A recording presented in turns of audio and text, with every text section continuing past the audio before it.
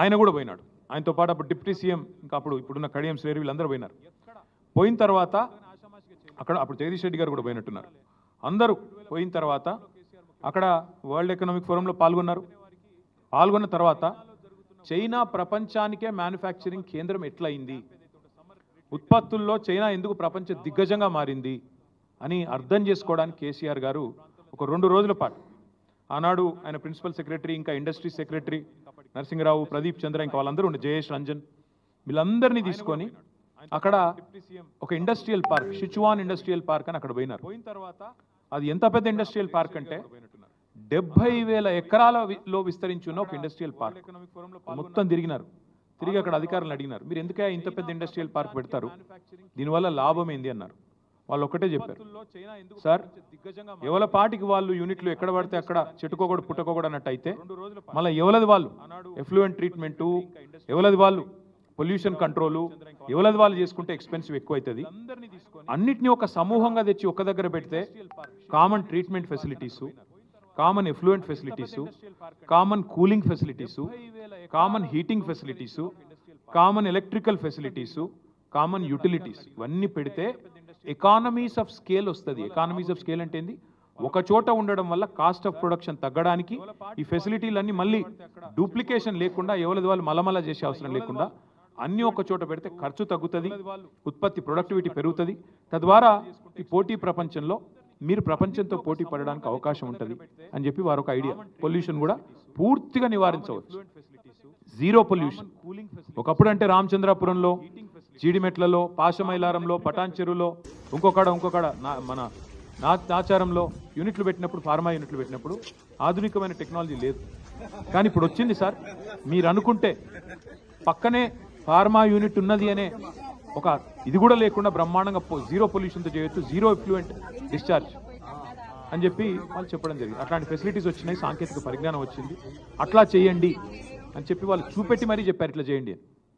చెబితే కేసీఆర్ గారు ఆనాడు ఇచ్చిన ఆదేశం ఏంటంటే ఇక్కడికి వచ్చి ఇండస్ట్రియలిస్టులతో మళ్ళీ సమావేశం అయ్యారు. ఎందుకంటే ఇక్కడ లైఫ్ సైన్సెస్ ఇండస్ట్రీ, నేను ఇందాక చెప్పినట్టు pharmaceutical bulk drugs industry, Hyderabad అప్పటికే ఒక కీలక కేంద్రంగా, కీలక స్థావరంగా ఉన్నది, ఒక హబ్గా ఉన్నది. వాళ్ళందరినీ పిలిచారు, రెడ్డి ల్యాబ్స్ వాళ్ళని, హెట్రో వాళ్ళని, ఎంఎస్ఎన్ ఇంకా ఇతర చాలా ఆరబిందో అన్ని కంపెనీలు పెద్ద చిన్న అందరిని పిలిచారు. పిలిచి వాళ్ళని అడిగినారు, ఏమయ్యా మరి మీ విస్తరణ ప్రణాళికలు ఏంటి అని. వాళ్ళు ఏమన్నారంటే, సార్ మాకు పెద్ద పంచాయతీ అయిపోయింది, ఎక్కడన్నా ఒక కొత్త యూనిట్ పెట్టాలంటే మళ్ళీ పబ్లిక్ హియరింగు, భూసేకరణ పెద్ద సమస్య అయిపోయింది, మళ్ళీ పబ్లిక్ హియరింగ్, మళ్ళీ మేము మొత్తం పెట్టుబడి పెట్టి మళ్ళీ అక్కడ ఎఫ్లూయెంట్ డిశ్చార్జు, పోలేపల్లి సెజ్ పెట్టినప్పుడు ఇట్లే గొడవలైనాయి జడ్చర్ల కాడ, చాలా చాలా కష్టమవుతున్నది సార్ అంటే, మరి చైనా వాళ్ళు ఇట్లా చెప్పినారు మీరేమంటారని అడిగినారు. ఇది correct sir, economies of scale ఒక దగ్గర పెడితేనే వస్తాయి, తద్వారా మాకు కూడా ఈ ప్రమాదం తప్పుతుంది అంటే కేసీఆర్ గారు ఎంత ముందు చూపుతూ ఆలోచించారంటే, ఒక పెద్ద ఫార్మా పార్క్ అంటూ పెడితే దాని చుట్టూతా మాకు చెప్పారు, అప్పుడు నేను మున్సిపల్ మినిస్టర్, తదనంతరం చుట్టూతా ఒక 5-6 కిలోమీటర్ల వరకు లేఅవుట్లు కూడా పర్మిషన్ ఇవ్వకండి. ఎందుకంటే నేను గమనించాను, నేను నా అనుభవంలో చెప్తున్నాను, నాచారం చుట్టూ ఫస్ట్ ఇండస్ట్రీ వచ్చింది, ఆ తర్వాత రెసిడెన్సీస్ వచ్చినాయి. కానీ తర్వాత ఏమవుతుంది, రెసిడెన్షియల్ వాళ్ళు గొడవ స్టార్ట్ చేస్తారు, పక్క నుంచి అంత కాలుష్యం మాకు వస్తున్నది, బాచుపల్లి వస్తున్నది, బాచుపల్లిలో కూడా అదే చూసాం. ఒకటి కాదు ఇక చాలా చోట్ల ఫస్ట్ ఇండస్ట్రీ వస్తుంది, దాని దగ్గర ఇండ్లు వస్తాయి, కాలనీలు వస్తాయి, అటెనక లొల్లి స్టార్ట్ అవుతుంది, ఇది నీకు తరలించాలని లొల్లి. కాబట్టి కేసీఆర్ గారు మాకు ఎంత దూరం చెప్పారంటే, మనం ముచ్చర్లలో ఫార్మా పార్క్ పెడదాము, పెట్టి అది కూడా తానే తీసుకోలే నిర్ణయం.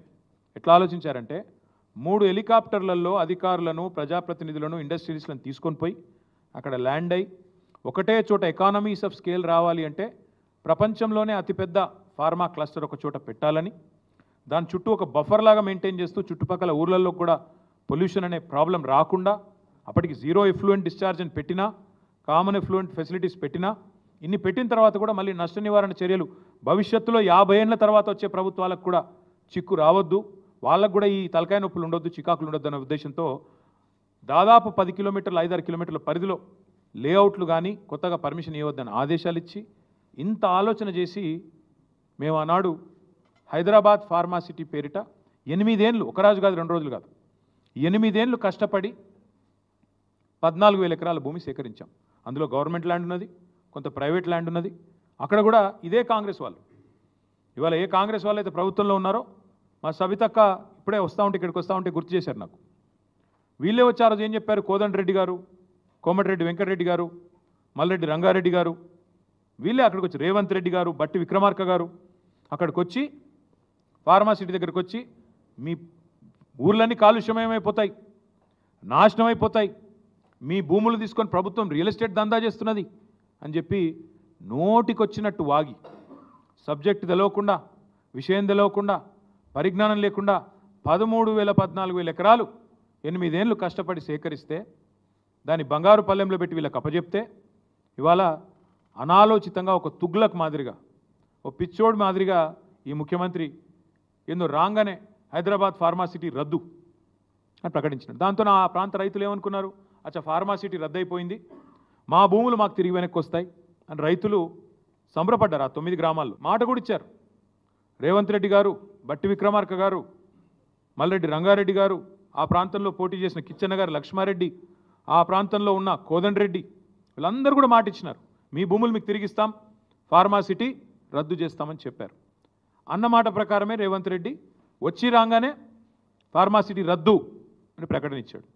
ఇండస్ట్రీస్ మినిస్టర్ కూడా శ్రీధర్ బాబు కూడా ఫార్మాసిటీ రద్దు అని చెప్పిండు. చెప్పినాక మళ్ళా నెల రోజుల్లో ఏమైందో తెలియదు, మనసు మార్చుకున్నారు. మార్చుకొని కొత్త కథ మొదలుపెట్టినారు. ఫార్మాసిటీ రద్దు అన్నారు.